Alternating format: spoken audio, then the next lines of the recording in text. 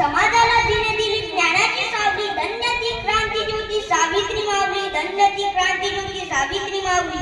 मित्र हो, ज्ञान ज्योती सावित्रीबाई फुले यांचा जन्म 3 जानेवारी 1831 रोजी महाराष्ट्रातील सातारा जिल्ह्यातील नायगाव येथे झाला.